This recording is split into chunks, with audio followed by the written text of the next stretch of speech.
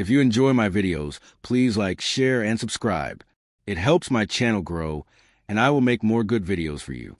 The stars shimmered quietly above the Allied Council's capital moon, but peace didn't reach the chambers inside. 12 alien species sat in a wide circle, their expressions grim, their eyes fixed on the center hologram. It showed a single ship, black, silent, and slowly gliding into their galaxy. "It's human," said Chancellor Vurek of the Relari Empire, his voice sharp like broken glass. "There's no mistake." A murmur ran through the chamber. The humans had vanished centuries ago, after a war so violent it burned half the stars around old Earth. No one had seen them since.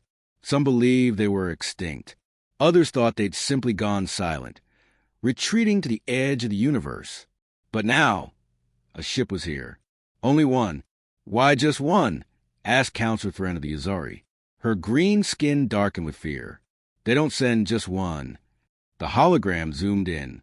The ship had no name painted on its hull, no markings, no signals, just rows of thick armor, strange weapons unlike any recorded before, and a long, narrow design that looked more like a spear than a vessel. "We tried hailing it," said a technician. Nothing. No response. The council fell into silence. "Send the Vigilant," said Vurek at last. "I want eyes on it. If this is a threat, we stop it before it gets closer." Some nodded, some hesitated, but in the end, the Vigilant launched. The Vigilant was the pride of the Allied fleet, a sleek, advanced ship crewed by the best minds from 6 species. Captain Nira Volin stood at the helm, her 4 eyes locked on the growing shape of the human ship. Around her, the crew moved quickly, scanning, measuring, translating. The tension grew with each passing moment. "It's just floating," said Ensign Kell. "No engines, no heat. It's like it's asleep." But something was wrong. Readings began to spike. Strange pulses of energy came from inside the ship, rhythms that made no sense. "It's charging something," said the science officer, his voice low. "But we don't know what." Captain Volin narrowed her eyes. "Try again. Send a signal. Say we're not hostile." The crew obeyed. A soft message was sent out. "This is the Vigilant of the Allied Council. Identify yourself. We seek peaceful contact." They waited. Nothing. Still no reply. Captain Volin crossed her arms. "Humans don't do anything without reason. That ship isn't here by accident." In the quiet, the crew exchanged nervous glances. Then came a voice from the comms room. "We're getting something." Everyone froze. The hologram screen flickered. Symbols appeared. Strange at first, then quickly rearranged into something readable. It was a message. 6 words. "Not your war. Not yet." A silence deeper than space filled the bridge. "What does it mean?" whispered Kell. Captain Volin stared at the screen, her stomach sinking. She had read the old records. She knew what the humans had faced before they vanished. Something old. Something terrible. And now they were back. Only one ship. But that was enough to make the entire galaxy afraid. Back on the capital moon, the message spread faster than light. Every council chamber, every command center, every news feed repeated the words. "Not your war. Not yet." Whispers began to rise. What war? Was something coming? Or had it already begun? The galaxy watched the black ship in fear. And inside the ship, deep beneath layers of armor and ancient metal, something began to wake up. The boarding craft hummed softly as it approached the massive black ship. 4 figures sat inside, quiet, focused. Each of them was the best in their field, hand-picked for this mission. They wore lightweight armor, equipped with scanners, translators, and weapons meant to fend against anything. Captain Ryle of the Thalkar led the team. His tall frame and deep blue skin shimmered under the dim cabin lights. Beside him sat Tessa Wynn, a human xenotechnician, and the only human allowed to join. The other 2, Jarnock and Erie, were from species known for survival and analysis. They were not there to fight. They were there to understand. As the boarding craft connected to the ship's surface, the team held their breath. The hatch hissed. A long metal tunnel extended into darkness. Ryle stepped in first. His boots echoed on the floor. Cold air greeted them. though the ship had no heat, no life signs, only silence. They moved forward slowly. Lights flickered above them, pale blue and pulsing softly, as if responding to their presence. "This doesn't feel like an empty ship," Tessa whispered, scanning the walls. "It feels like it's watching us." The hallways were massive, designed for giants, or perhaps machines. The architecture didn't match anything from Earth's known shipbuilding styles. It was older, more refined, and somehow more advanced. The walls were smooth, with veins of glowing energy running through them.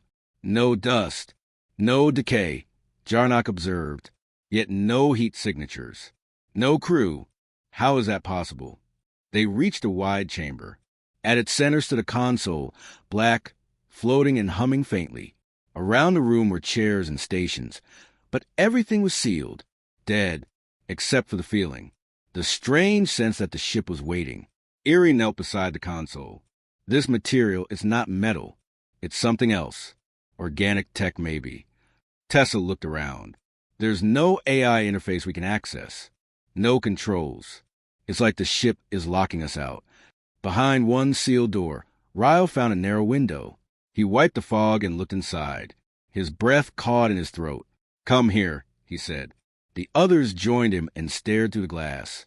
Inside, 6 figures floated in strange pods. Human figures, their bodies perfectly preserved, as if frozen in time. Not asleep, not dead, caught in some kind of stasis.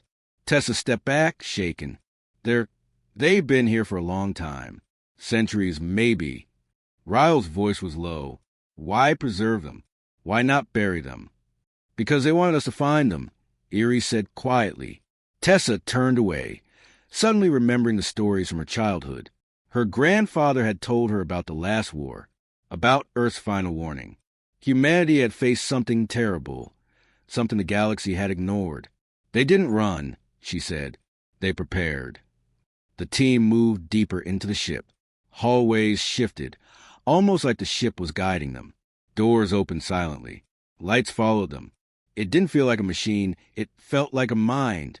Then they reached a chamber larger than anything they had seen so far. At its center was a tall, curved pillar covered in strange symbols.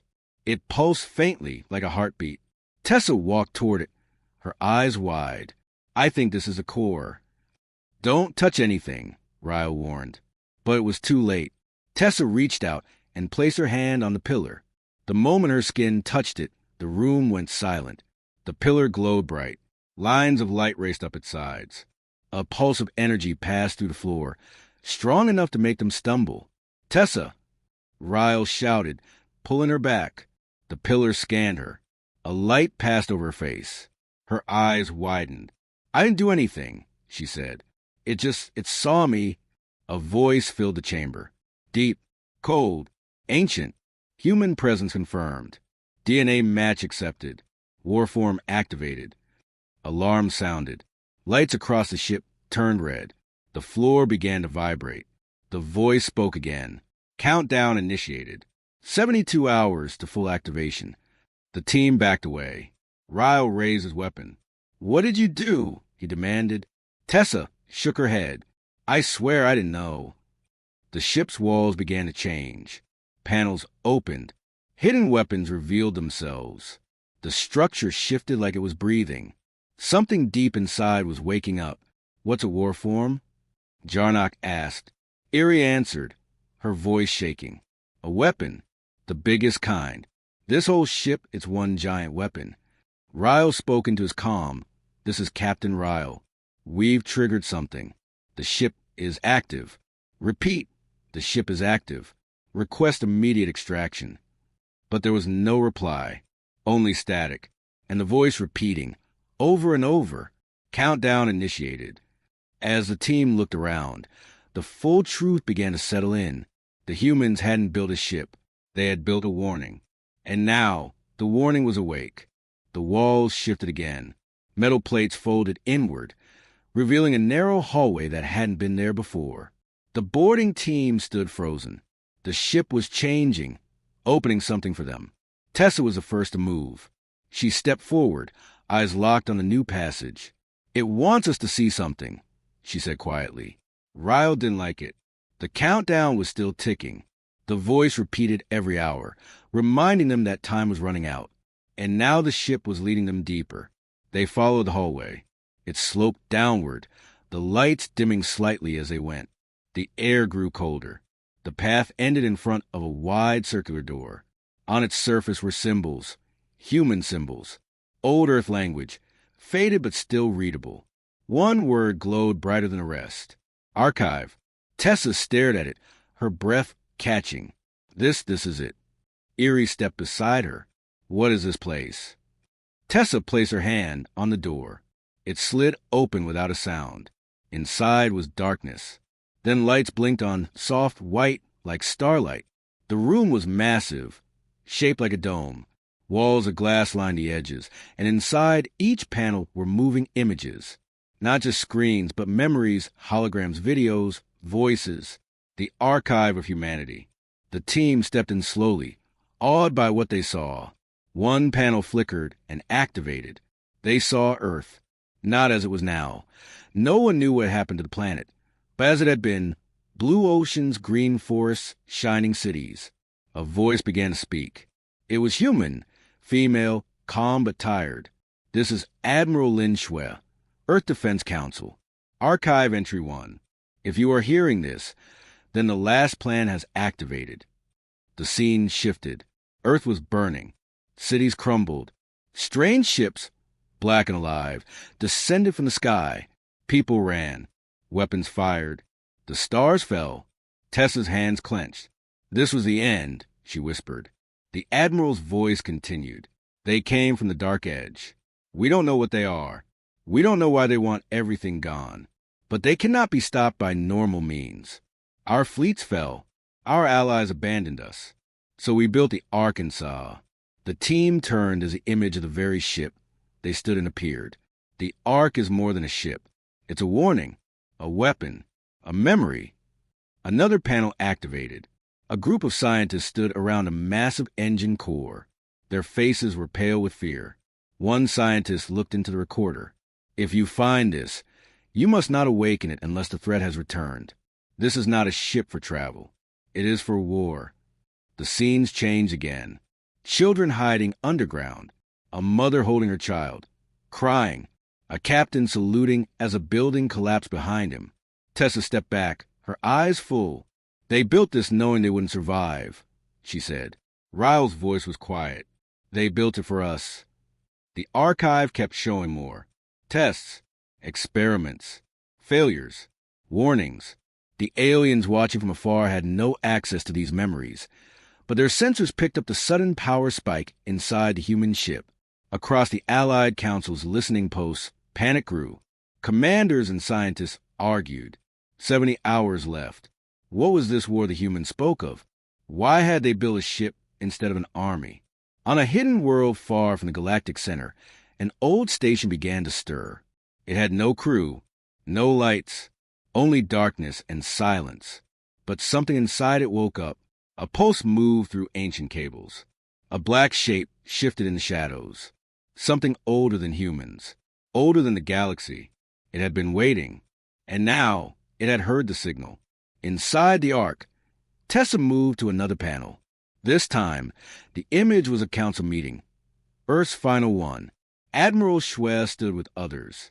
A map of the stars hovered above them. The Ark will not return to Earth, she said. Earth is gone.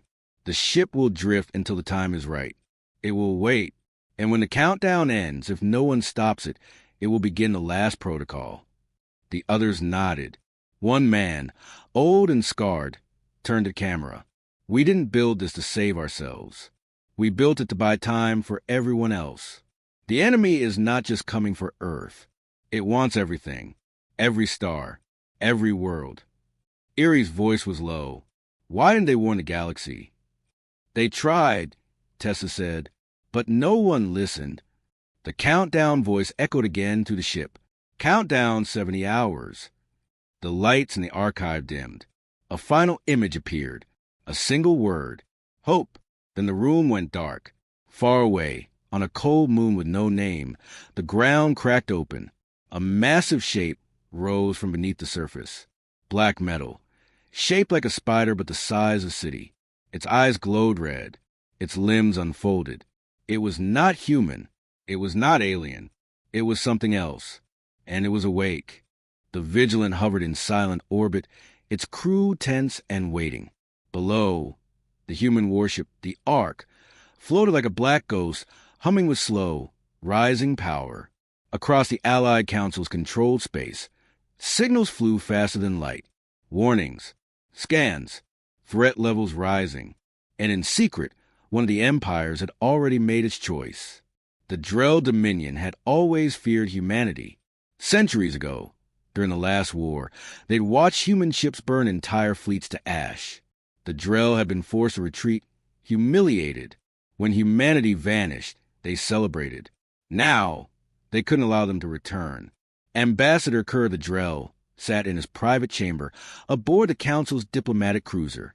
He stared at the countdown still ticking from the last transmission. 65 hours left. He tapped a single button. Deep inside the Vigilant, a hidden code activated. On the Ark, Tessa stood near the archive room with Erie, both studying the final files. Images of Earth's last days glowed faintly on the screen. Tessa's hand hovered above the console, hesitant to play the next file. She felt something, a shift in the ship's hum, a flicker in the lights. The archive went dark. Something's wrong, Erie said, his antennae twitching. Power spike. From deeper inside the ship, alarms echoed. Not loud, but urgent. A voice, the ship's internal system, whispered softly. Critical system error. Defense core compromised. Tessa's heart raced. She tapped her comm. Ryle? Jesha? Report. No reply. Across the Ark, half the lights flickered and died. Doors locked. Hull sealed. Oxygen flow dropped in some sectors. The ship was under attack, but from within, Ryle was already running. He had been in the engine core when the power dropped. Now, warning lights blinked red. One of the auxiliary energy conduits had been cut from the inside. He pulled up a map of the ship. Sabotage. Someone on their team had turned. He slammed his fist into the wall. Who the hell? Then he froze. One of the life signs had gone dark. Not missing. Erased. A perfect kill. Back in the archive chamber, Tessa tried to restore the systems. It's like something's blocking me, she said. The ship's fighting, but part of it is blind. Erie looked around. It doesn't want to wake up fully. Something's stopping it. Then, for the first time, a new voice filled the air. It didn't sound like a machine. It sounded ancient. Calm. Not human. Do you understand now? The voice said.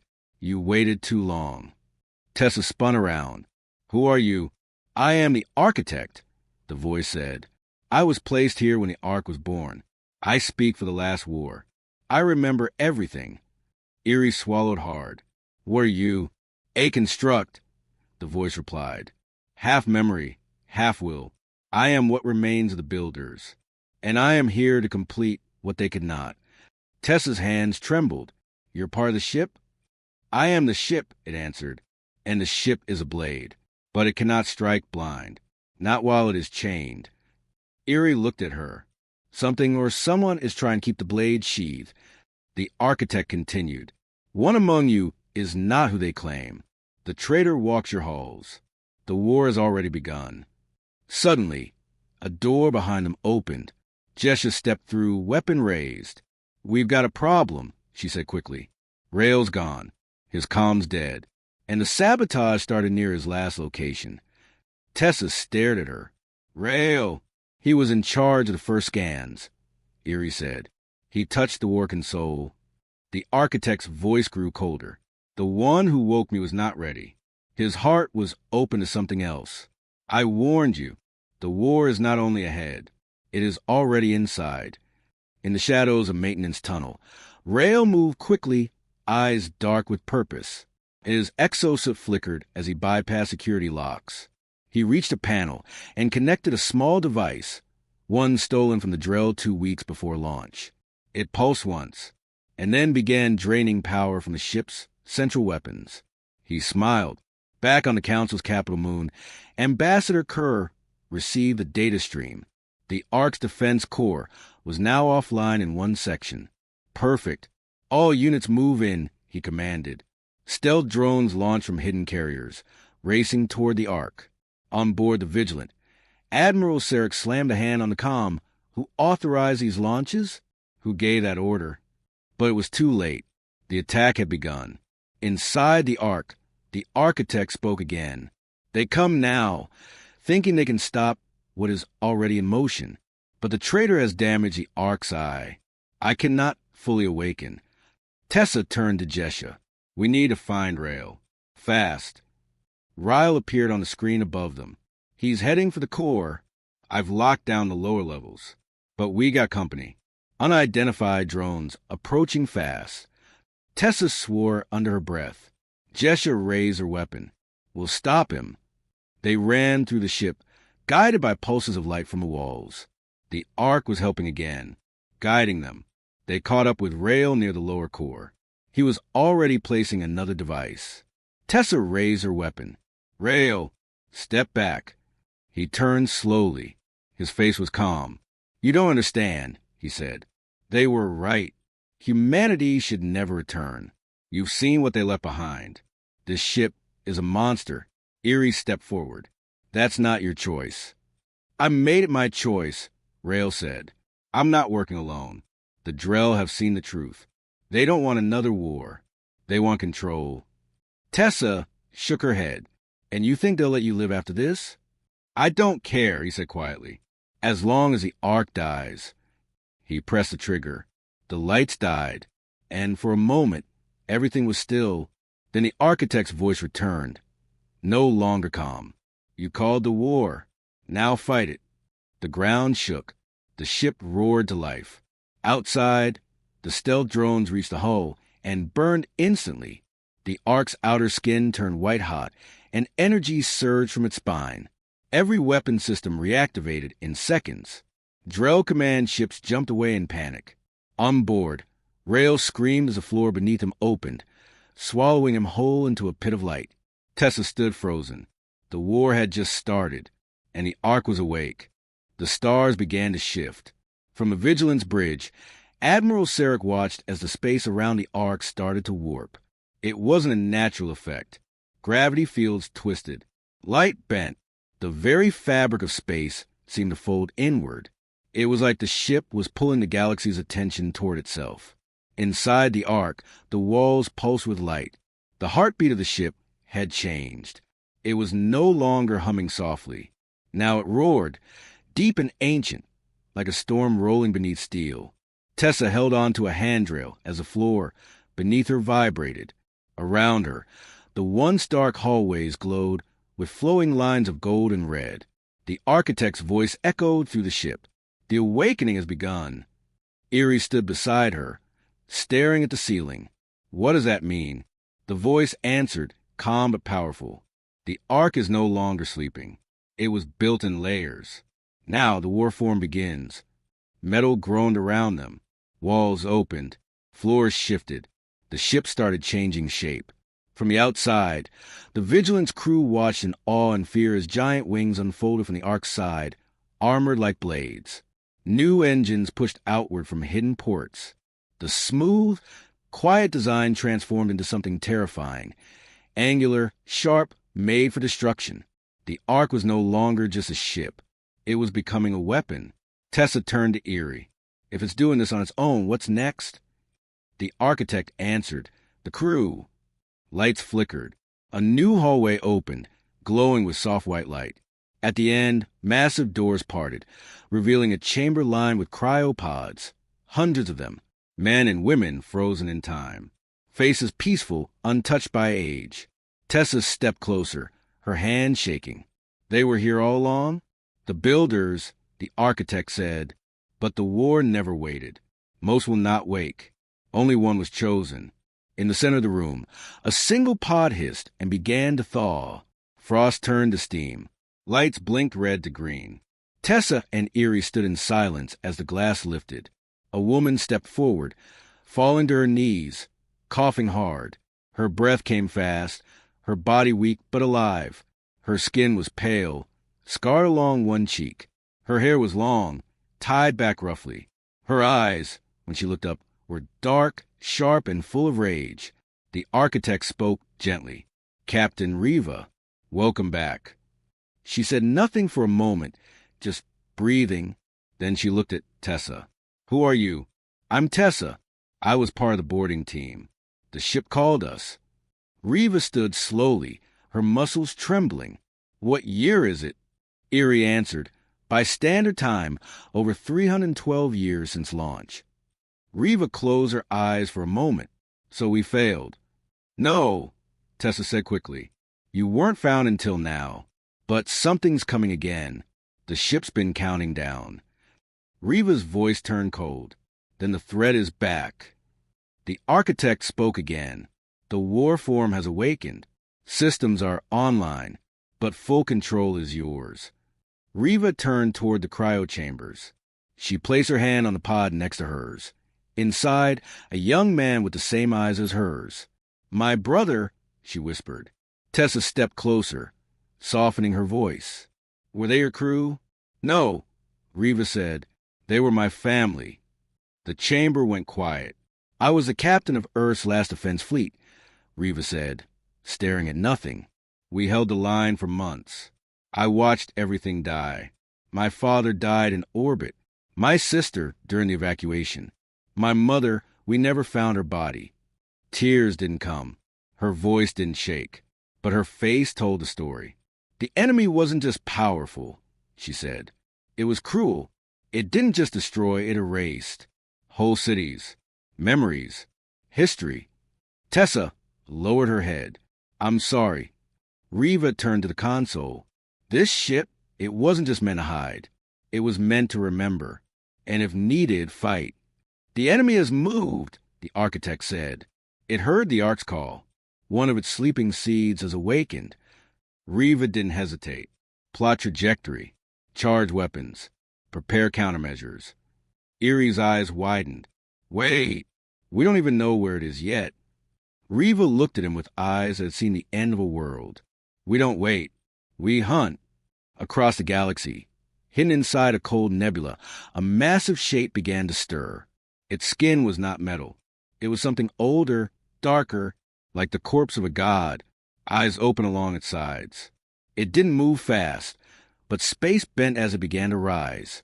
It had sensed its ancient enemy, the Ark. On board the Vigilant, alarms blared again. Sarek watched the sensors. "What is that?" he asked, pointing at a moving mass on the display. His science officer's face was pale. "Sir, I don't know. It's not a ship. It's not alive, but it's moving, like it's answering something." Back on the Ark, Riva accessed the battle logs. Old simulations. Patterns of attack. She moved fast, even though her body still ached from centuries of sleep. She looked at Tessa. "The enemy doesn't fight with ships. It fights with itself. It's a living storm. When it comes, it changes your mind before it kills your body." Tessa frowned. "Mind control." "Worse," Riva said. "It turns your memories into weapons. You see your loved ones, hear their voices, and then you stop fighting." Silence filled the command center. Tessa whispered, "How do we stop something like that?" Riva looked straight at her. "You don't wait for it to come to you." The architect pulsed. Coordinates locked. Enemy signal confirmed. Preparing warp jump. The ship's engines began to charge. The floor vibrated harder than before. Lights turned from red to blue. Erie stepped forward, trying to keep calm. "We can't do this alone. The Council." Riva cut him off. "The Council won't come. They didn't come last time. That's why we sent the Arkansas." Tessa stared at her. "Just one ship?" Riva walked to the command chair and sat. "They sent one ship because one is enough." The stars trembled. In the empty black between systems, light itself began to vanish. One by one, suns dimmed and flickered. A ripple passed across space, a shadow that did not belong to any known force. Then the fleet arrived. Not ships, not machines, not life as anyone understood it. They came as a wave of living metal and ash, like broken moons crawling with tendrils. Each vessel was jagged, silent, and dripping with an oily darkness that bent light and space around it. They did not send messages. They did not warn. They devoured. The first to fall was the Drake-Athy defense ring, 8,000 strong, gone in minutes. Their ships were torn open as if made of paper. Shields melted. Engines froze. The survivors screamed into the void, and the void screamed back. On the Ark, Reva watched it all unfold in silence. Her eyes never blinked.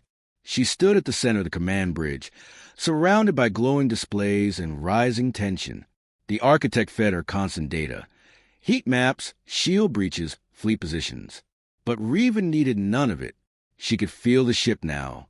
The Ark wasn't just metal. It was memory, rage, purpose. Reva spoke calmly. Prepare counterstrike. Focus on the mouth. Tessa looked confused. Mouth! Reva pointed to the largest creature in the enemy swarm, a bloated thing of bone and wires, covered in writhing tentacles.